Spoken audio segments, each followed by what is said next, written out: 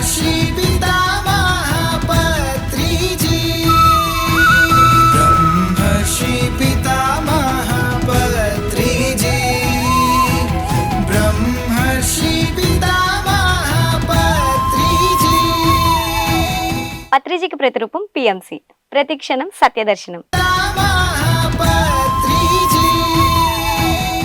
ఈరోజు పత్రి గారితో వారికున్న ప్రయాణాన్ని మనతో పంచుకోవడానికి మన ముందున్నారు విజయనగరం జిల్లా నెల్లిమర్ల గ్రామం బృందావన వ్యాలీ అధినేత సీనియర్ పిరమిడ్ మాస్టర్ వీరారెడ్డి గారు. వారితో మాట్లాడి మరిన్ని వివరాలు తెలుసుకుందాం. నమస్తే సార్. సార్, అసలు పత్రి సార్తో మీకు ఎప్పుడు పరిచయం ఏర్పడింది సార్? యాక్చువల్గా అయితే 1990 అండి. 90లో మీకు పత్రి సార్తో పరిచయం ఏర్పడింది. అంటే మీరు పత్రి సార్ దగ్గరికి రావడానికి మీ జీవితంలో జరిగిన సంఘటనలు ఏంటి సార్? 16 ఏటలో నేను ఇంజనీరింగ్ స్టడీస్కి వెళ్ళాను బెంగళూరు. అప్పటి నుంచి కూడా నాకు దేవుడి మీద పలు సందేహాలు. అసలు దేవుడు అనేవాడు ఉన్నాడా, ఉంటే ఎక్కడ ఉంటాడు, ఆయన కర్తవ్యం ఏంటి, అలాగే మనుషులు ఎందుకు పుడతారు, వీళ్ళు చేయవలసిన పని ఏంటి, వీళ్ళు తెలుసుకోవాల్సినవి ఏంటి అని చెప్పని నాకు వివిధ సందేహాలు ఉండేవి. ఈ సందేహాలతో మా క్లాస్మేట్స్తో నిత్యం 1 గంట 2 గంటలు వాదోపవాదాలు జరిగాయి. మేము ఇంజనీరింగ్ అయిపోయినా కానీ మాకు ఆన్సర్లు దొరకలేదు. దొరకకపోతే దాని అన్వేషణలో నేను ఉన్నానన్నమాట. ఉన్న టైంలో మాకు వ్యాపార నిమిత్తంగా పూనా వెళ్ళవలసి వచ్చింది. పూనా వెళ్తే అక్కడ ఓషో ఆశ్రమం ఉంది. అంతకుముందే ఓషో గారి గురించి విన్నాను నేను. వింటే విన్న దాని మీద పూనా అలాగే వచ్చాం కదా అని చెప్పని ఓషో ఆశ్రమానికి వెళ్ళాను. అక్కడ ఎవరు పడితే వాళ్ళకి అంతా ఎంట్రన్స్ దొరకదండి. సరే, ఆ లోపలికి వెళ్ళగానే ఒక లెఫ్ట్ సైడ్ 1 ఎకరం ఏరియాలో ఇంచుమించుగా ఒక పెద్ద షెడ్ వేసి ఉంది.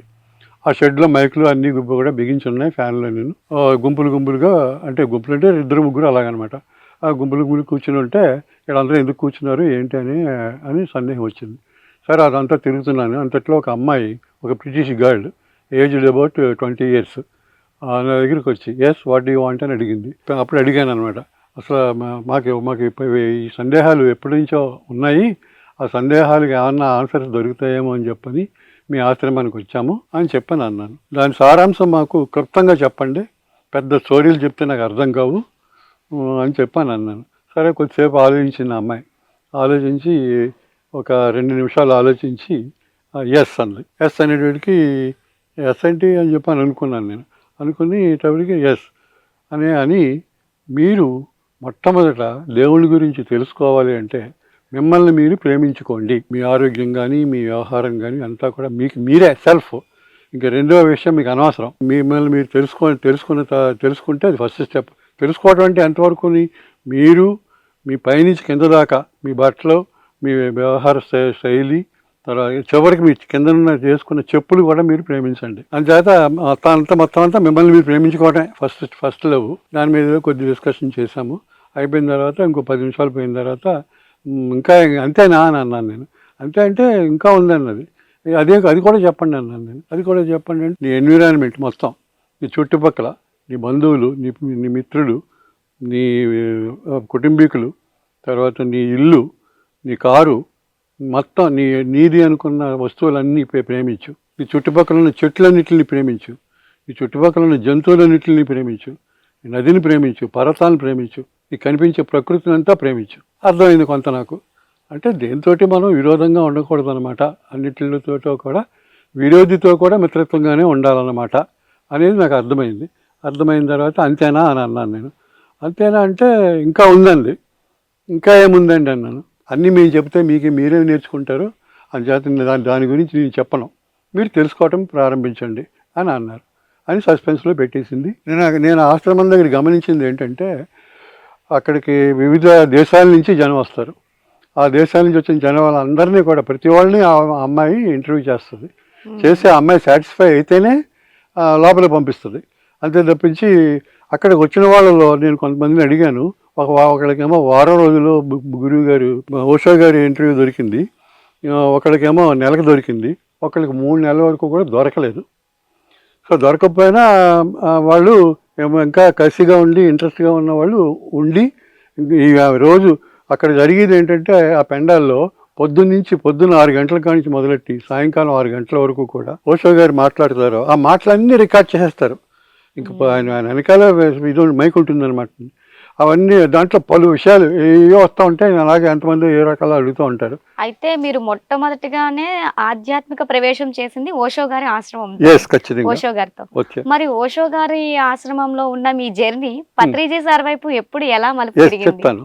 ఎప్పుడైతే వీడి 3వ లవ్ చెప్పి మీరే తెలుసుకోండి ఇంక మేము చెప్పామని చెప్పాను అన్నదో అది అర్థమైపోయింది.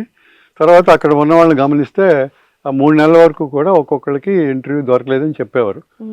సో ఈ 3 నెలల్లో కూడా ఆయన స్పీచెస్ వింటూనే ఉన్నారనమాట. వాళ్ళు వింటూ ఉంటే ఆ అమ్మాయి ఏమో వారానికి ఒకసారి ఇప్పుడు వచ్చి ఇలా ఇంటర్వ్యూ చేస్తుంది, టిక్కులు పెడుతుంది, మార్కులు వేస్తుంది. సో అక్కడ ఉన్న టైంలో నేను గమనించింది ఏంటంటే పెద్ద పెద్ద కార్లు వేసుకుని వచ్చి 5 సంవత్సరాలు 6 సంవత్సరాలు 7 సంవత్సరాలు ఉన్న పిల్లల్ని తీసుకొచ్చి దింపేసి వెళ్ళిపోతున్నారు. వాళ్ళు దింపేసి వెళ్ళిపోతా ఉంటే అప్పుడు ఆ అమ్మాయిని అడిగాను నేను, ఏంటి అంత చిన్న పిల్లలు ఇక్కడికి వస్తున్నారు, వాళ్ళకి ఉన్న అలవెన్స్ మాకెందుకు ఉండదని అడిగితే, ఆధ్యాత్మికం అనేది చిన్నతనం నుంచి ప్రాక్టీస్ చేస్తేనే వాళ్ళకి బుద్ధి పోతే వాళ్ళందరూ కూడా వందలు వేలు కోట్ల ఆస్తిపరులు వాళ్ళంతాను సామాన్యులు ఎవరు కాదు. వాళ్ళు ఏంటంటే ఒక 20 years వచ్చేటప్పటికి ఒక 1000 కోట్ల ఆస్తిని మెయింటైన్ చేయవలసిన కెపాసిటీ ఉండాలి వాళ్ళకి, రావాలి వాళ్ళకి. అది రావాలి అంటే ముందు ఆధ్యాత్మికం కూడా వాళ్ళు తెలుసుకోవాలి, వే ఆఫ్ లైఫ్ ఎలా ఉండాలనేది తెలుసుకోవాలి. కాబట్టి వాళ్ళు ఇక్కడికి పంపించేస్తారు. మేమేమో చిన్నప్పటి నుంచే వాళ్ళకి మెడిటేషను, తర్వాత లివింగ్ స్టైల్స్ అన్నీ కూడా మేము చెప్తాం వాళ్ళకి. వాళ్ళు నిష్ఠాతులు అయిపోతారు. 20 ఏళ్ళు వచ్చేటప్పటికి నిష్ఠాతులు అయిపోతారు.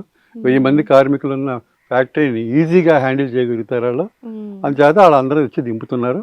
అది విషయం అని చెప్పింది.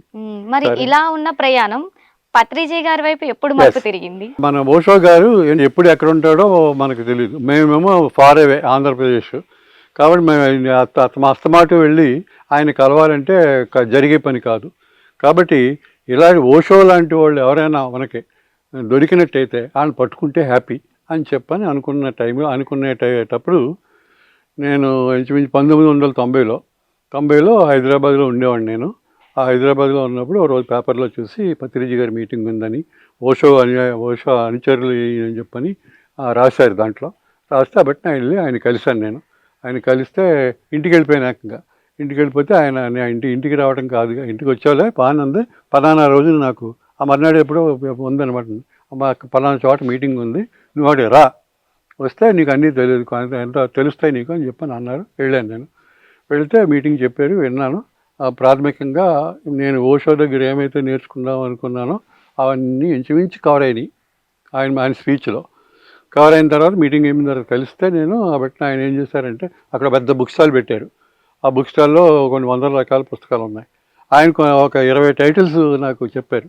ఆ 20 టైటిల్స్ నువ్వు పుస్తకాలు కొనుక్కెళ్ళు, పూర్తిగా చదివితే నేను ఎవరి దగ్గర ఎవరికి నేర్పించేది ఏమీ లేదు, నీకు నువ్వే నేర్చుకోవాలని నేను అంచేత అని చెప్పని ఆ రోజు మీటింగ్లోనే ఫస్ట్ స్టార్టింగ్లో ఆయన మీటింగ్ మొదలు పెడుతూ my dear friends, my dear God's అన్నారు. అక్కడే నాకు డౌట్, మనం గాడ్స్ ఏంటి అని చెప్పాను. సరే దాని విషయం అడిగితే నువ్వు ఆ పుస్తకాలు చదువు నీకు అర్థమవుద్ది అన్నారు. సరే బట్టి నా పుస్తకాలు పట్టుకెళ్ళాను. ఆ పుస్తకాలు పట్టుకెళ్ళి చదవటానికి నాకు ఇంచుమించు 2-3 సంవత్సరాలు పెట్టింది ఆ పుస్తకాలన్నీ చదవడానికి. అంటే ఇంతకు ముందు మీరు ఎప్పుడైనా బుక్స్ చదువున్నారా? తక్కువ. మా ఎడ్యుకేషన్ బుక్సే చదివేవాడిని కాదు నేను. మరి ఎటువంటి ఈ పుస్తకాలు ఏం చదువుతాను నేను అని చేత. పైగానేమో లాంగ్వేజ్ ప్రాబ్లం. లాంగ్వేజ్ మన తెలుగే అయినా పేజీకి 2-3 డౌట్లు వచ్చాయి. అయినప్పటికీ తెలుగు టు తెలుగు డిక్షనరీ కొనుక్కుని అప్పుడు చదవటం మొదలుపెట్టాను. ఆధ్యాత్మికత అన్నది మన మాతృభాషలో చదివినా సరే మనకి అంత స్పష్టంగా తేలిగ్గా అర్థం కాదు. అది అందుచేతనే నేను Telugu to Telugu translation books dictionary కొనుక్కున్నాను. కొనుక్కుని ఆ డిక్షనరీ దగ్గర పెట్టుకుని డౌట్ వచ్చినప్పుడు అక్కడ నోట్ చేసుకుని ఆ పదాలకు అర్థాలు వివరించి తెలుసుకునేవాడిని. అలాగే 2 సంవత్సరాలు చదివాను ఆ పుస్తకాలు. అంటే మీకు పత్రి సార్ దగ్గరికి రావడంతోనే స్వాధ్యాయం అనేది అలవాటు అయింది? ఎస్, ఖచ్చితంగా. అంటే ఆయన నేర్పించారు, నువ్వు వెళ్ళే పుస్తకాలు కొనుక్కోవాలి, నన్ను ఏం అడగన్నారు, ముందు పుస్తకాలు చదివి రా నా దగ్గరికి, అప్పుడు నేను నీతో మాట్లాడతాను అని చెప్పని. మీరు పత్రి గారితో ఎప్పుడన్నా ట్రెక్కింగ్లకి కానీ దేనికి వెళ్ళలేదండి అసలు. కారణం ఏంటంటే సరే పత్రిజీ గారికి వచ్చాను, కలిశాను, ఆయన పరిస్థితి చూశాను. ఆయన అంతే నేషనల్ ఆయన ఇంటర్నేషనల్ మనిషే. ఎప్పుడు ఎక్కడ ఉంటారో స్టాండర్డ్గా ఉండరు, ఉన్న ఊళ్ళో ఆ రోజు ఉండరు. ఆయన ఎంతటి గౌరవం అంటే ఈవేళేమో నెల్లిమర్లలో ఉంటే మర్నాడేమో వైజాగ్ వెళ్ళిపోతారు, ఆ మర్నాడేమో మెడ్రాస్ వెళ్ళిపోతారు, ఆ మర్నాడు హైదరాబాద్ వెళ్ళిపోతారు. సో ఆయన పట్టుకోవడం కష్టం. చేత మనకి ఎలాగా ఇది అని చెప్పని ఆలోచిస్తున్న టైంలో మాది ఒరిజినల్గా భీమవరం అండి. సో ఆ భీమవరంలోనే తటవర్తి వీర్రాఘవులు గారు అని చెప్పని ఆయన క్లాసులు మెయింటైన్ చేస్తున్నారు. ఆయన కూడా ఇదే పత్రిజీ గారి శిష్యులైన చేత ఆయన క్లాసులకి వెళ్తే బాగుంటుందని చెప్పని నేను వెళ్ళి ఆయన కలిశాను. ఆయన నాకు బాగా తెలుసున్న ఆయన. అప్పుడు ఆయన ఏమన్నారంటే, నేను ప్రతి నెల 3 రోజులు క్లాసులు పెడతాను నేను.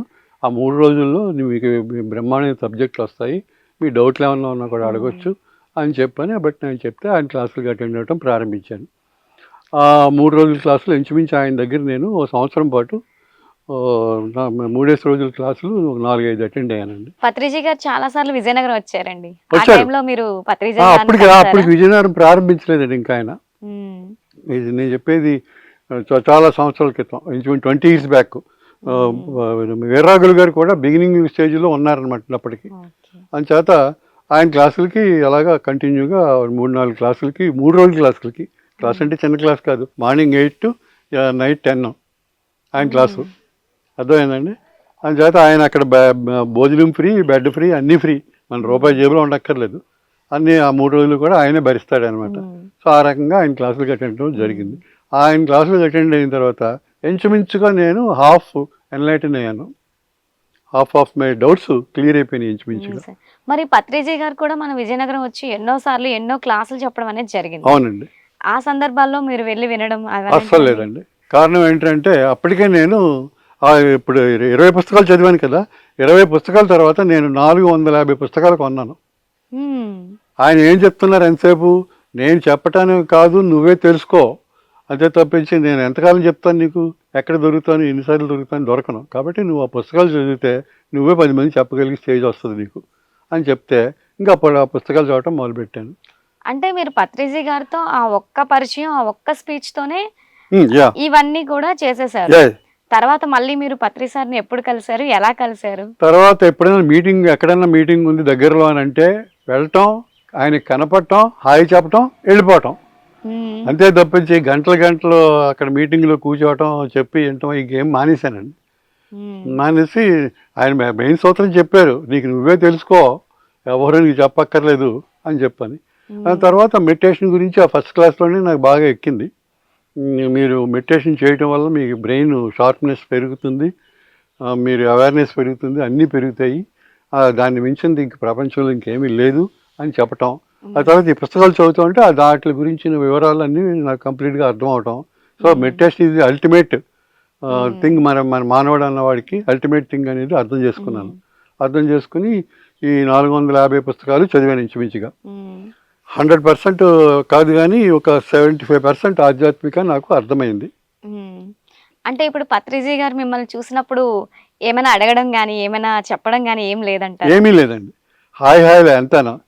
పెద్ద సబ్జెక్ట్ గురించి నేను ఏనాడు ఒక డౌట్ అడగలేదు ఆయన్ని. ఎందుకంటే ఆయన మాట్లాడలోనే అన్నీ వచ్చేసి ఆన్సర్స్. ఇంకా మనం ఏం అడుగుతాము, అంత అడిగేంత స్టేజ్లోకి మనం రాలేదు. స్టేజ్లోకి వచ్చిన తర్వాత కూడా నాకు అర్థమైంది, ఊరికి అడిగి విసిగించకూడదు, మన దగ్గర ఆన్సర్ ఉన్నప్పుడు మళ్ళీ ఆయన క్వశ్చన్ చేస్తే ఆయన డౌట్ చేసి నోట్ అవుతుంది ఆయన నాలెడ్జ్ని అని చెప్పని నేను ఏం అడిగేవాడిని కాదు. ఆయన మాత్రం నేను ఆయన ఎప్పటికీ కలవటానికి వెళ్ళినా, ఎంతమందిలో ఉన్నా కానీ పిలిచి నన్ను తీసుకెళ్ళి దగ్గర కూర్చోబెట్టుకుని మాట్లాడేవారు. పైగా ఎప్పుడు నాతో మాట్లాడటం అంటే పర్సనల్గానే మాట్లాడేవారు. మీరు చుట్టూ ఎవరో ఉండని ఇచ్చేవారు కాదు, వెళ్ళిపోమనేవారు, ఏకంగా వెళ్ళిపోమని ఏవో మాట్లాడేవారు. నేను నాకు తెలుసున్నట్టుగా అబ్రప్ట్గా ఆన్సర్స్ చెప్పేవాడిని. అలాగే నేను ఇక్కడ పిరమిడ్ కట్టాను, చెట్టు మీద పిరమిడ్ కట్టాను. పిరమిడ్ కట్టితే ఓపెనింగ్ ఆయన పిలిచాను. నేను పిలిచి కాబట్టి ఓపెన్ చేయించాను. ఓపెన్ చేయించిన తర్వాత ఆ పిరమిడ్ ఎదురుగుండా కూర్చుని, ఏమయ్యా నీకు ఈ చెట్టు మీద పిరమిడ్ కట్టాలనే ఐడియాలో వచ్చింది అని అడిగారు నన్ను. అడిగితే ఏదో అనిపించిందండి, అన్ని భూమి మీద ఎన్నో పిరమిడ్లు వస్తున్నాయి కదా, చెట్టు మీద అవకాశం పెడితే ఎలా ఉంటుంది దాని ఎఫెక్ట్ అనేది చూద్దామని చెప్పి నేను కట్టాను. ఇప్పుడు ఆ చెట్టు ఉందనుకోండి, ఆ చెట్టుని నేను తయారు చేశాను. కొమ్మలన్నీ కూడా వంచి చిన్నప్పటి నుంచే ఒక పొజిషన్ పెట్టి ఒక ఏరియాని క్రియేట్ చేసి చెట్టు లోపల సెంటర్లో దాన్ని అలా పెంచామన్నమాట.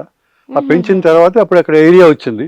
ఆ ఏరియా మీద డయాస్ నిర్మించి దాని మీద పిరమిడ్ పెట్టాం. సో అందుచేత అయిన తర్వాత సరేనయ్యా నాకేంటి కర్మ, రోజు ఒక ఊరు ఒక వ్యవహారం, నాకు ఇంకేమి రెస్ట్ ఉండదా అన్నాను.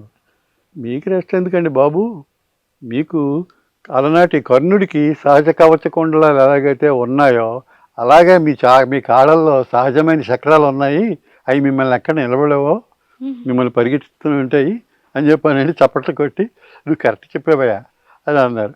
సరే బాగానే ఉంది అనుకున్నాను. సరే ఆ కార్యక్రమం అయిపోయిందండి. ఇంకా తర్వాత నుంచి ఎప్పుడు కూడా నేను పత్రిజీ గారి మీటింగ్లకి వెళ్ళటం కానీ ఇది కానీ ఏమీ లేవండి అసలు నాకు పత్రిజీ గారితో.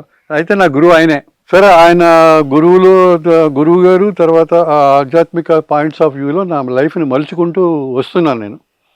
వస్తున్న టైంలో మాది ఈ ల్యాండ్ ఒక 35 ఏకర్స్ అండి. ఈ 35 ఏకర్స్ ల్యాండ్ కూడా అంతా చిన్నాభిన్నమైనటువంటి వ్యవహారంలో ఉందన్నమాట. ఒక క్లారిటీ లేదు దీనికి, టైటిల్స్ కానీ ఈ కానీ సరే నేను వ్యవసాయం చేసేవాడిని. పూర్తిగా ఇంచుమించు ఒక 25 years చేశానండి వ్యవసాయం. కొత్త పంటలన్నీ తీసుకొచ్చి పండించేవాడిని. విజయనగరం జిల్లాలో లేనటువంటి అన్నీ కూడా. అలాగే పుచ్చకాయలు, తర్వాత మునక్కాళ్ళు, క్యాప్సికమ్ము, ఇలాగా రకరకాల కొత్తవన్నీ పట్టుకొచ్చి ఇక్కడ పండించవచ్చు మనం అని చెప్పని ప్రూవ్ చేశాను. నేను పుచ్చకాయలు పండించినప్పుడు ఒక పుచ్చకాయ బండి పట్టుకెళ్ళి అమ్మటానికి మాకు విజయనగరం పొద్దున్న సాయంకాలం దాకా అమ్మేవాళ్ళం కాదు. కారణం ఏంటంటే ప్రజలు ఆ పుచ్చకాయని చూసి ఎర్రగా ఉందంటే లోపల తింటే చచ్చిపోతామో అనేవారు. బట్ చచ్చిపోరు, దీనికి చాలా ఆరోగ్యానికి చాలా మంచిది అని చెప్పని అన్నాను. నేను చిన్నప్పటి నుంచే ప్రకృతితో కనెక్షన్ అనేది ఒకటి ఉంది పూర్తిగా. నేను చిన్నప్పటి నుంచి కూడా నేను 16వ ఏట నుంచి 30వ ఏట వరకు కూడా కేవలం సిటీస్లో బతికాను నేను. సిటీస్ అంటే ఎలాంటి cities? First Bengaluru, next Hyderabad, ఆ తర్వాత మెడ్రాసు, ఆ తర్వాత బాంబే, ఆ తర్వాత ఢిల్లీ. సో ఈ సిటీస్లో బతికాను నేను. అంతేగాని మామూలుగా ఒక పల్లెటూరు కానీ ఒక వ్యవహారం కానీ నేను లేను. ఆ ల్యాండ్ మూలంగా సిటీ అట్మాస్ఫియర్ నాకు బాగా అర్థమైపోయింది. అర్థమైపోయి సిటీ అంటే అసహ్యం పుట్టింది. ఎందుకని అంటే ఈ సిటీలో బతుకు తెరువు కోసం ప్రతి మనిషి అబద్ధాలు ఆడతాడు, ప్రతి మనిషి మోసం చేస్తాడు. ఏ ఒక్క ప్యూర్ మనిషి నాకు కనిపించరా. తర్వాత పొల్యూషన్, ఈవేళ పొల్యూషన్ నేను 1992లోనే పొల్యూషన్ హైదరాబాద్ కింద ఫీల్ అయ్యాను నేను. ఆ పొల్యూషన్ అనే మాట తేలదప్పటికి ఎవరికైనా. కానీ ఆ మాట తెలియని రోజుల్లోనే రోడ్డు ఉంటే వెళ్తూ ఉంటే ఆ పొగ అది చూసి ఎందుకు ఈ అట్మాస్ఫియరు, ఇక్కడ బతకపోతే ఏంటి నష్టం అని చెప్పానని నేను I have decided to change my profession. కానీ చాలా అద్భుతంగా ఉందండి. ఎందుకంటే మీరు మొత్తం సిటీ లైఫ్ లో పెరిగి ఈ ప్రకృతి గురించి మీకు ఏమీ తెలియకుండానే మీరు ఒక చెట్టును చిన్నప్పటి నుంచే ఒక రకంగా ఒక విధంగా పెంచి ఆ మధ్యలో ఒక ఖాళీ ప్రదేశాన్ని అంటూ మీరు క్రియేట్ చేసి దాని మీద పిరమిడ్ కట్టాలన్నది మాత్రం చాలా అద్భుతమైన అసలు ఆ ఆలోచన మీకు ఎలా వచ్చింది అనేది మాకు కూడా అసలు అర్థం కాదు. నాకే తెలీదు యాక్చువల్గా. వంచి పెడితే మనకు అనుకున్నట్టుగా వస్తుంది అనుకున్నా అలాగే వచ్చింది. లేకపోతే నాకు మొట్టమొదటి నేను ప్రాక్టీస్ చేసినోడు కాదు. కానీ ఆ చెట్టు కూడా ఎలాంటిదండి, విత్తనం పడి మొలిచిన చెట్టు అది, మేము పాతింది కాదు. మా సర్వెంట్ వచ్చి ఒకరోజు ఇది మనకు అడ్డంగా ఉందని పీకెత్తాను అన్నాడు. పీకెత్తాను, దీంతో చాలా పని ఉందిరా బాబు, నువ్వేం చేయకని చెప్పి ఒక 5 feet ఆ ఎత్తులో ఉన్నప్పుడు పీకేస్తా అన్నాడు. తీనివ్వలేదు. తీయకపోతే అప్పటి మొత్తం మీద అది పెరిగింది, పెద్దదైంది, ఓడలేసింది, మాది కొమ్మలు వచ్చినాయి, బ్రహ్మాండమైన ప్లేస్ వచ్చింది పై మాకు. అలాగా కన్స్ట్రక్షన్ అయిందనమాట అండి. పత్రిజీ గారు ఫ్లూట్ మెడిటేషన్ ఎప్పుడైనా మీరు విన్నారా? విన్నానండి, చాలా సార్లు విన్నాను. కట్టాలు వెళ్ళేవాడిని అప్పుడప్పుడు నేను. తర్వాత మరి మిగతా ఎక్కడికైనా ఫ్లూట్ వాయించకుండా ఆయన ప్రోగ్రామ్ ఉండదు కదా, అని చేత ఆ ఫ్లూట్ వాయింపు విన్నాను. విన్న తర్వాత నాకు అర్థమైంది ఏంటంటే మ్యూజిక్ అనేది మనకు చాలా యాడింగ్ ఫ్యాక్టర్. ఆ యాడింగ్ ఫ్యాక్టర్ ఉంటే మనం ఇంకా తొందరగా మెడిటేషన్ లోకి ఇన్వాల్వ్ అవుతాము అని చెప్పి నాకు అర్థమైందండి. ఇంకా అప్పటి నుంచి నేను కూడా మ్యూజిక్ బాక్స్ కొనుక్కున్నాను. బాక్స్ కొనుక్కొని పెట్టి ఆ మ్యూజిక్ వేసుకుంటూ మెడిటేషన్ ప్రాక్టీస్ చేస్తాను. అదండి. అంటే పత్రి సార్ అలా ఫ్లూట్ వాయిస్తూ ఉంటే మీకు ఎలాంటి అనుభూతులు కలిగేవి? మనం ఇప్పుడు ఏం చేయాలి మెడిటేషన్లో మెయిన్గా మనం బ్రెయిన్కి ఏ రకమైన ఫీడింగ్ ఉండకూడదు, మొత్తం అన్నీ వదిలేయాలి. మనం వదిలేయాలంటే చిన్న డైవర్షన్ మ్యూజిక్ దాంట్లో ఇన్వాల్వ్ అయిపోయిన తర్వాత ఆటోమేటిక్గా మనం వదిలేస్తామండి. అందుచేత అది నాకు నచ్చింది, ఆ follow up, music follow up. ఆ రకంగా నేను చాలా కాలం ఆ బాక్స్ నేను మెడిటేషన్ కూర్చోగానే ఆ మ్యూజిక్ వేసుకోవటం, ఏదో మ్యూజిక్ వేసుకుని చేయటం 1-2 గంటలు అలాగే చేసేవాడిని. అంతకు మించి ఎప్పుడు చేయలేదు. పత్రిజీ గారు అలా ఫ్లూట్ మెడిటేషన్ చేస్తూ ఉంటే చాలా ప్రశాంతంగా ఉంటుంది వింటుంటే. చాలా అద్భుతంగా నిజంగానే మనం కృష్ణుల వారు ఉన్న యుగంలో మనం లేము. అవును, అప్పుడు ఉన్నామేమో మరి ఏదో ఒక రూపంలో, అది మనకు తెలియదు. కానీ ఈ యుగంలో మనం ఖచ్చితంగా పత్రి గారి యొక్క ఫ్లూట్ మ్యూజిక్ తో చాలా ఆనందపడ్డాం. ఈ పొజిషన్లో నాది ఈ ల్యాండ్ ఇది అలా చిన్నాభిన్నంగా మాకు ఉండేదన్నమాట. ఏ రకమైన క్లారిటీ లేదు. సరే, వ్యవసాయం చేస్తున్నంతకాలం మాకు రకరకాలన్నీ చేయటం వల్ల నేను అప్పుల పాలైపోయాను. 80 వచ్చేటప్పటికే నేను అప్పుల పాలైపోయాను. 80 అంటే మనీ వాల్యూ చాలా ఎక్కువ ఉండేది. సో ఆ వాల్యూ ఉన్నప్పటికీ కూడా ఆ వేళ నాకున్న పొజిషన్లో నేను ఈ ల్యాండ్ని పర్చేస్ చేశాను at the rate of 2500 per acre purchase చేశాను. కానీ 20 సంవత్సరాలేమో వ్యవసాయం చేశాను. వ్యవసాయం చేసిన తర్వాత నాకు అది నేను అప్పుల పాలైపోయాను. ఆ రోజుల్లోనే నాకు 30 లక్షల అప్పు ఉంది. నా ఆస్తి విలువ కంటే అప్పు ఎక్కువైపోయిందండి. సరే, ఎలాగా దీన్ని ఏదో రకంగా మనం రెక్టిఫై చేయాలి అని చెప్పని అనుకుంటాను. అయితే నా దగ్గర ఉన్న అతి ముఖ్యమైన లక్షణం ఏంటంటే భయం అనేది నాకు తెలియదండి. అసలు ఎన్ని రకాల ప్రాబ్లమ్స్ వచ్చినా, ఏ ప్రాబ్లం వచ్చినా నాకు భయం అనే మాట తెలియదు అసలు. ఆ తెలియని కారణం చేత ధైర్యంగానే ఉన్నాను. మా పిల్లలు కూడా నాకు అప్పటికే 3 పిల్లలు పుట్టేశారు. మేమంతా కలిపి ఇక్కడికి వచ్చాం నెల్లిమర్ల భీమవరం నుంచి. వచ్చిన తర్వాత మా పిల్లలు కూడా అడిగేవారు, ఏంటి డాడీ మనకి అంతా అప్పులు వచ్చేస్తున్నారు మన మీదకి, మనం ఎలాగ బతుకుతాం ఏంటంటే, అరే మనిషి బతకటానికి రోజుకి 2 రూపాయలు ఉంటే చాలు. ఆ 2 రూపాయలు ఏమిటి? రాగి జావ. ఆ రాగి జావ ఒక గ్లాస్ తాగితే మనిషి బతికేస్తాడు. మనకు కావాల్సింది మనం నడిపించేది మన బ్రెయిన్. ఆ బ్రెయిన్ మనం పర్ఫెక్ట్గా పెట్టుకుని దాని స్టడీలో పెట్టుకుంటే మనం ఏమైనా సాధించగలం. అందులో ఏ సందేహం లేదు. అప్పులు ఏముంది, ఒక 2-3 సంవత్సరాలు గట్టిగా మన ప్లానింగ్ కరెక్ట్ అయిందంటే 2-3 సంవత్సరాలు ఎరగొట్టేస్తాం అని చెప్పని నేను వీళ్ళకి ధైర్యం చెప్పేవాడిని. అంటే అప్పటికి మీరు ఆ బిజినెస్ లాస్ ఏదైతే ఉందో అప్పటికి మీకు పత్రి గారు పరిచయం ఉన్నారండి? ఉన్నారండి. అప్పుడు మీకు సారు చెప్పిన మాటలు గాని, చూపించిన బుక్స్ గాని, అవును, అవేమైనా మీకు సహాయపడ్డాయా? పూర్తిగా నాకు బుక్స్లో నాకు మొత్తం నాలెడ్జ్ వచ్చేసింది. నా క్వశ్చన్స్ ఏంటి బిగినింగ్లో?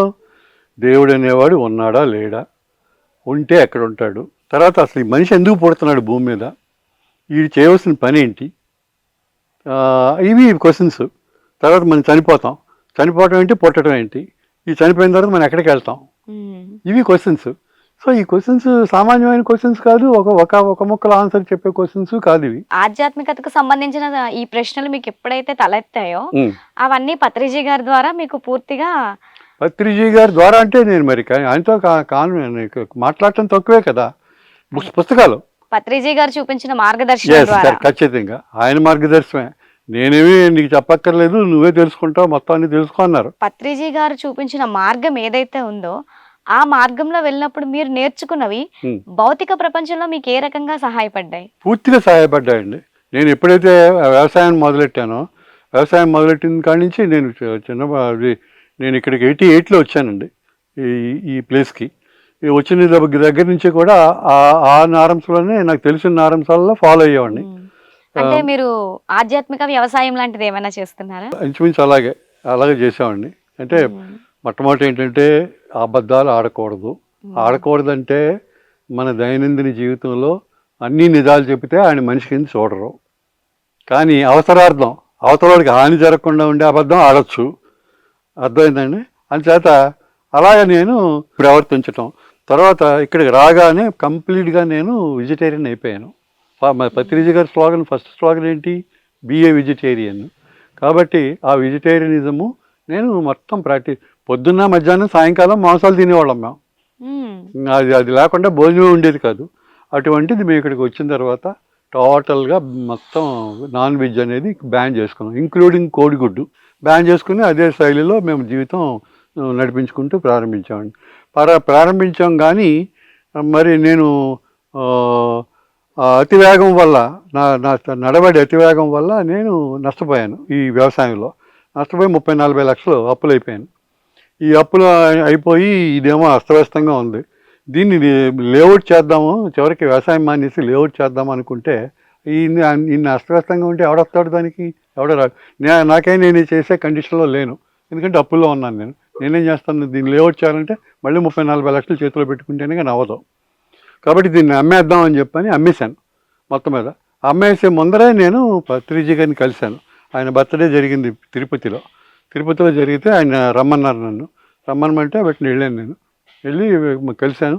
ఆయన స్పీచ్ అంతా విన్నాను. ఆ వేళ అందులో కూడా కొన్ని కొత్త విషయాలు చెప్పారు ఆయన. అయిపోయిన తర్వాత విన్న తర్వాత వాటిని ఆయన దగ్గరికి పర్సనల్గా వెళ్ళాను. వెళ్ళి సార్ నాకు ఇది ఎలా ఉందో పరిస్థితి, నా భూమి నా వ్యవహారం అంతా కూడా అస్తవ్యస్తంగా ఉంది, 100 ప్రాబ్లమ్స్ వస్తా ఉన్నది, అది క్లారీ అయితే అన్నీ క్లియర్ అయితేనే కానీ నేను ముందుకు వెళ్ళలేనండి, ఇలాగ అప్పుల్లో ఉన్నాను నేను అని చెప్పని అన్నాను. అలాగా ఏం పర్వాలేదు, అన్నీ బాగా అయిపోతాయి, నువ్వు వెళ్ళు అని చెప్పని ఒక సెకండ్ ఇచ్చారు. సెకండ్ ఇచ్చేటోడికి నాకు ఒక షాక్ కొట్టింది ఆయన సెకండ్.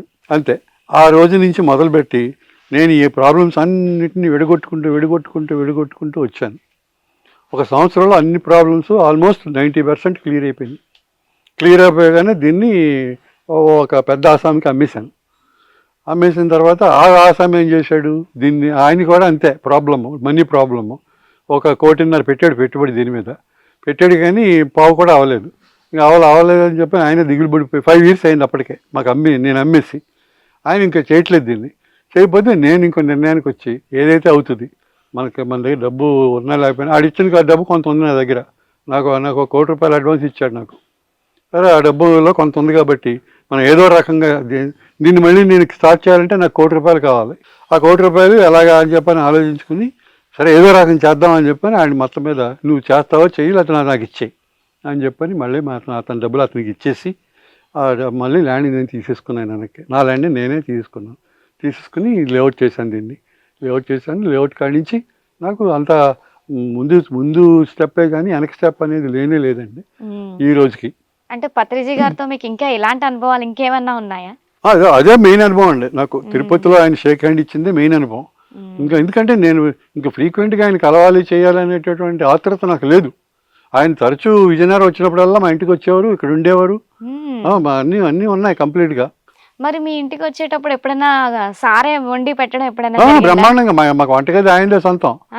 ఆయనే తప్పక అని చెప్పని బట్టి నా మిస్సెస్ని పక్కన పెట్టేసి అందరిని పక్కన పెట్టేసి ఆయనకి ఇష్టమైన ఇలా వండేసి అందరికీ పెట్టేసేవారు. రాత్రి 12-1 గంటల దాకా ఈ సబ్జెక్టుల గురించి ఒక 20-30 మంది ఉండేవారు ఇక్కడ ఆయనతో పాటు. ఆ 30 మంది 30 రకాలు అడిగేవారు. నేనేం అడిగేవాడిని కాదు. వాళ్ళ అడిగినట్లులోనే నాకు ఆన్సర్స్ వచ్చేసి చేత పెద్ద పైపెచ్చి నేను స్టడీలో ఉన్నాను కాబట్టి ఊరికే పెద్ద డౌట్లు క్రియేట్ చేసుకోవడం అనవసరం అని చెప్పని ఉద్దేశంతో ఉండేవాడిని. అందరూ అడిగేవారు కాబట్టి అట్లలోంచి నాకు ఆన్సర్స్ వచ్చేసి ఆల్మోస్ట్. అందుచేత ఆ రకంగా ఆయన అనుబంధం నాకు విజయనగరం వచ్చారంటే నేను ఆయన కలవటం కానీ లేకపోతే ఆయన నన్ను కలవటం కానీ కంపల్సరీగా జరిగేదండి. అంటే పత్రిజీ గారు వంట వండేటప్పుడు చాలా శుద్ధిగా చక్కగా, అంటే ఎటువంటి వస్తువు కూడా కిందన పడకుండా చాలా పద్ధతిగా ఉండేవారు, చాలా ప్రేమతత్వంతో వడ్డించేవారు. ప్రేమతత్వం ముఖ్యమండి దాంట్లో. అన్నిటికంటే ముఖ్యమైన పాయింట్ ఏంటంటే ఆయన దాంట్లో ఇన్వాల్వ్ అయిపోయాడు. ఆయన ఆ కుకింగ్ లో ఇన్వాల్వ్ అయిపోయాడు. అంత ఇన్వాల్వ్మెంట్ మన ఫ్యామిలీ వాళ్ళు ఎవరో చేయరు అలాగా. ఎవరితోటో మాట్లాడుతానో లేకపోతే అటు ఇటు తిరుగుతానో ఏదో ఉప్పేసే బదులు కారం వేసేయడం అలా చేస్తూ ఉంటారు వాళ్ళు. కానీ అలా కాదు, ఆయన ఇన్వాల్వ్మెంట్ అలాగే దాంట్లో చూపు పెట్టి దానికి ఒక ఎనర్జీ అంటే ఇచ్చి అన్నట్టు ఉండేది అనమాట అండి ఆయన వంటకం. సో ఆ రకంగా చేసేవారు, అద్భుతంగా ఉండేవి వంటకాలు కూడా. అంటే వచ్చిన 20 మందికి కూడా సార్ వండి పెట్టేవారు ఖచ్చితంగా. అది 20 మంది అంటే 20 మంది, ఇంకా ఎక్కువ మంది ఉంటే ఇంకా ఎక్కువ మంది. అంతమందికి కూడా సారే స్వయంగా వండేవారు. వండేసేవారు, వడ్డించేవారు కూడానండి. వడ్డించేవారు. ఆయన వడ్డించడం మహాసర్ద ఆయనకి. వడ్డించేటప్పుడు ఏ విధంగా ఉండేది? వడ్డించటం అంటే కూడా ఆయన ఎక్కడ వేస్ట్ అవ్వకుండా మనకి ఎంత కావాలో అంత. ఊరికే కొంతమంది వడ్డించే వాళ్ళు ఉన్నారంటే గరిటె పట్టుకుని వేసేస్తూ ఉంటారు అలాగా. కానీ ఈయన అలా కాదు. ఈడి మొక్క కావలికి చూసి ఇంతే తింటాడు అనుకుంటే అంతే పెట్టేవారు. అలాగా ప్రతి స్టెప్లో కూడా ఆయన చూస్తే ప్రతి స్టెప్లో కూడా నేర్చుకోవచ్చు అండి, అందులో ఏ సందేహం లేదు. అయితే గమనించిన వాడికి తెలుస్తాయి నేను, గమనించిన వాడికి మామూలుగానే అనిపిస్తాయి నేను. అంటే మీలో ఆధ్యాత్మికత జాగృతి అయ్యింది కాబట్టి మీరు పత్రిజీ గారి నుంచి ఎన్నో విషయాలు నేర్చుకోగలిగారు. మళ్ళీ ఆయన కట్టిన కర్నూలు పిరమిడ్కి వెళ్ళానండి. అక్కడ పిరమిడ్ చూశాను. పిరమిడ్ చూస్తే అప్పుడు అక్కడ పిరమిడ్ చూశాను. ఆ తర్వాత మళ్ళీ ఈజిప్ట్ వెళ్ళాను నేను. ఈజిప్ట్ వెళ్ళి అక్కడ పిరమిడ్లు చూశాను. సో ఇక్కడ అనుభూతిని చూశాను నేను. అక్కడికి వెళ్ళేటప్పటికి మనం లోకమంతా కూడా మర్చిపోయి మనం ఏదో శక్తి ఫ్రీగా ఉన్న శక్తి, అది కూడా ఏదో కలుషితమైన శక్తి కాదు, ఆ ఫ్రీగా ఉన్న శక్తి అక్కడ ఆవరించి ఉన్నట్టుగా అనిపించింది నాకు ఆ పిరమిడ్ ఏరియాలో. సరే మనము ఎట్టి పరిస్థితుల్లోనూ మనం ఒక పిరమిడ్ కట్టి తీరాలి. అప్పుడు వచ్చింది మీకు పిరమిడ్ కట్టాలన్న అది కర్నూలు అప్పటి నుంచి స్టార్ట్ అయిందండి. ఈజిప్ట్ వెళ్ళిపోయిన తర్వాత 100% బలపడిపోయింది నాకు. ఆ పిరమిడ్లో మేము కూర్చుని గురువు గారు మేమంతా కూర్చుని ఒక గంట సేపు ధ్యానం చేసాం ఈజిప్ట్ పిరమిడ్లో పత్రిజీ గారితో కలిసి గంట సేపు ధ్యానం చేశారు. గంట సేపు ధ్యానం ఆయన చేయించారు. కెంకి చాంబర్లోకి తీసుకెళ్ళిపోయారు మమ్మల్ని. తీసుకెళ్ళిపోయి గంట సేపు ధ్యానం చేయించారు. That is the only meditation. నాకు మైమరచి కూర్చున్నది నాకు అదేనండి. ఇంత జర్నీలో కూడా ఎన్నిసార్లు మెడిటేషన్ చేసినా అక్కడ వచ్చిన మైమరపు నాకు రాలా, ఇంకెక్కడ రాలా. ఆల్మోస్ట్ బాడీని ఈ ప్రాణం వదిలేసి వెళ్ళిపోయినట్టు ఫీల్ అయ్యాను నేను. బాడీలో నా ప్రాణం ఉంది, నా ఆత్మ ఉందని మాత్రం అనుకోలే. అది ఎక్కడో గాలిలో ఉంది అంతే. అలాంటి ఫీలింగ్ ఆ ఈజిప్ట్ పిరమిడ్లో నేను ఫీల్ అయ్యాను. ఎప్పుడైతే ఫీల్ అయ్యానో బయటికి రాగానే ఎస్ మనం మంచి పిరమిడ్ కట్టాలి ఏది ఏమైనా అని చెప్పని అప్పుడు నిర్ణయం తీసుకున్నాను. ఇది ఎప్పటి సంగతి? ఇది ఇంచుమించు 7 years క్రితం సంగతి అండి. సో అక్కడ ఫౌండేషన్ వేయించాను పత్రిజీ గారితో. ఈ పిరమిడ్ ఫౌండేషన్ 7 years క్రితం వేయిస్తే ఇప్పటికి అయిందండి. అది 7 years క్రితమే స్టార్ట్ చేశాను. మరి దానికి డబ్బు కావాలి కదా. సరే నాకు మొత్తం మీద దాని నిమిత్తంగా నాకు 2.5 crores ఖర్చు అయింది. అర్థమైందండి. 2.5 crores కూడా ఖర్చు పెట్టాను వెరీ ఈజీలీ. మళ్ళీ డబ్బు కోసం ఇబ్బంది పడటం ఇంకోటి ఏమీ లేదు. ఎప్పుడు ఏది కావాలంటే అది అలా మన ఏదో రకంగా నా దగ్గర డబ్బు వచ్చేసేది. సో ఆ రకంగా నేను 4.5 years కష్టపడి ఆ పిరమిడ్ని కట్టగలిగానండి. అది విషయం. సో ఎందుకు కట్టాను అంటే ఇప్పుడు మానవుడికి సంపద కాదు తర్వాత అయితే ఓషో గారు చెప్పేవారు సంపదే నీకు అతి ముఖ్యం, నీకు సంపద లేకపోతే నువ్వేమి కాదు, సంపాదించు కానీ దాన్ని సద్వినియోగం చేయి, వచ్చిన దాన్ని దుర్వినియోగం చేయొద్దు. అది మన ఓషో గారి నిర్వచనం. అలాగే మనకి పత్రిజీ గారు కూడా చెప్పారు. Yes correct. ఎందుకంటే పాత్రదానం అపాత్రదానం అనేది మనకి చెప్పారు. అలాగే ప్రతి రూపాయిని కూడా తూచి ఖర్చు పెట్టాలి. నీ దగ్గర 100 కోట్లు ఉండొచ్చు, కానీ నువ్వు దాంట్లో 10 రూపాయలు ఖర్చు పెట్టాలన్నా 100 రూపాయలు ఖర్చు పెట్టాలన్నా ఆలోచించు ఒకసారి. అంతే తప్పించి నీ దగ్గర ఉంది కదా అని చెప్పని ఖర్చు పెట్టయితే ఎలా వచ్చిందో అలాగే వెళ్ళిపోద్ది. అది అంచేత ఉండదు. అంచేత తూచి ఖర్చు పెట్టు అని చెప్పారు. చెప్తే అదే ఆ రకమే నేను ఫాలో అవుతూ ఈ రోజుకి కూడా అదే ఫాలో అవుతున్నానండి నేను. అది విషయం. ఆ రకంగా పిరమిడ్ కట్టాను. ఎందుకు కట్టాను అంటే ఎందుకని ఇప్పుడు ఈవేళ 99% of the people are not aware of the ఆధ్యాత్మికత ఉంది. 99లో 90% ఉంది. ఏంటి ఆధ్యాత్మిక? ఒక గుడికి వెళ్ళటం, ఆ దేవుడిని చూసుకోవటం, ఆ దేవుడికి దండాలు పెట్టడం, నైవేద్యాలు పెట్టడం, అన్నీ పెట్టడం, భజనలు చేయటం, పూజలు చేయటం, స్తోత్రాలు చేయటం, ఇది పని. ఈ పని తప్పించి ఇంక రెండోది లేదు వీళ్ళకి. బ్లైండ్గా నమ్మేయటం, కోరికలు కోరుకోవటం. సో ఎప్పుడైతే నేను పత్రిజీ గారితో ట్రావెల్ మొదలుపెట్టానో అవి ఏమీ కరెక్ట్ కాదు, అవన్నీ నీకు ఏమీ ఉపయోగపడవు, ఒక 10 పైసలు కూడా నీకు ఉపయోగపడదు. నీకు ఉపయోగపడటం అంటే నీకు ఆధ్యాత్మిక నువ్వు కరెక్ట్గా లైఫ్ లీడ్ చేయాలంటే యూ మస్ట్ డూ మెడిటేషన్. ఇంక దాన్ని మించిన మార్గం లేదు నీ దగ్గర అనేది నేను ఫైనల్గా తెలుసుకున్నాను. ఎప్పుడైతే తెలుసుకున్నానో నేను అలాగా పిరమిడ్ ఎందుకు తెలుసుకున్నాను కాబట్టి మనకి మొట్టమొదట బ్రదర్లకి భోజనం పెడితే 6 గంటల్లో అరిగిపోద్ది. ఎవరికో సాయం చేద్దామని ఒక అడుక్కునేవాడికి రూపాయి ఎత్తే ఆడి చక్కగా ఆ రూపాయి లక్షలు గడించి ఆడి సాయంకాలం పెట్టేవాడికి ఒక హాఫ్ బాటిల్ మందు కొట్టి పడుకుంటున్నాడు వాడు. సో దానం చేయకూడదు. ఎవరికి ఏమి డబ్బులు ఊరికనే ఎవరికి ఏమి ఇవ్వకూడదు. సో ఇవన్నీ పాయింట్లు నేను గమనించాను. నేను బాగా గమనించి అయితే ఏం చేయాలి మనం? ఏం చేయాలంటే ముందు మానవుడిని జ్ఞానోదయం అయ్యేలాగా చేయాలి. ఈ జ్ఞానోదయం అయ్యేలాగా చేయాలనేటైతే ఈ ఆధ్యాత్మిక విషయాన్ని మనం విస్తృతం చేయాలి. విస్తృతం చేయాలంటే ఏం చేయాలి? మనం ఒక ప్లేస్ పెట్టాలి. దానికి ఆ ప్లేస్ పెట్టి ఆ ప్లేస్లో వాళ్ళందరూ వచ్చే ఇంట్రెస్ట్ ఏమాత్రం 5 పైసలు ఇంట్రెస్ట్ ఉండి వస్తే రోజుకి ఇంప్రూవ్ అవుతాడు. తర్వాత పావలా రూపాయి అయిపోతాడు. అందుచేత ఆ రకంగా అట్రాక్ట్ చేయాలంటే మనం ఒక ప్లేస్ పెట్టి మంచి నీట్గా అరేంజ్మెంట్స్ చేసి మంచి సదుపాయాలు కల్పించి చెయ్యాలి అని చెప్పని అప్పుడు నేను ఈ పిరమిడ్ నిర్మాణానికి నేను తయారయ్యానండి. తయారై ఆ పిరమిడ్ నిర్మాణం చేయటం జరిగింది. రాఘవులు గారు పెట్టినట్టుగానే ఇక్కడ కూడా నేను క్లాసులు పెట్టించి 3 రోజుల క్లాసులు అలాగే జనాలు వచ్చిన వాళ్ళందరికీ బెడ్ ఫుడ్ అన్నీ ఫ్రీగా ఇచ్చి వాళ్ళని పంపించాలనేటటువంటి ధ్యేయంతో ఆ పిరమిడ్ కట్టడం జరిగిందండి. చాలా చక్కగా ఉందండి. అంటే డబ్బు సంపాదించడమే కాదు, దాన్ని సరైన మార్గంలో ఉపయోగించాలి. కరెక్ట్.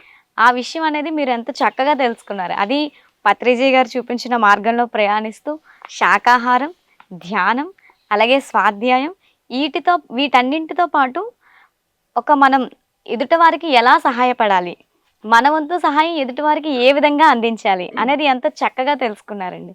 మీ ప్రయాణం అనేది చాలా చక్కగా ఉందండి. అంటే ఒక గురువు మనకి మార్గదర్శకాన్ని ఎలా చూపిస్తారు అంటే, అందరం అనుకుంటాం మనకు ఒక కష్టం వచ్చిందంటే వెంటనే గురువు ఒక మంత్రం వేసి దాన్ని లాగేస్తారు, లేకపోతే గురువు మనకి డబ్బులు సహాయం చేస్తారు. అది కాదండి. ఒక గురువు ఇచ్చే ధైర్యం ఏంటంటే, మనం ఆ కష్టాన్ని నిలదొక్కుని దానిలో నుంచి మనం ఎలా బయటికి రావాలి. ఒక విత్తనం కూడా ఎంతో కష్టపడి వస్తుందండి భూమి లోపల నుంచి.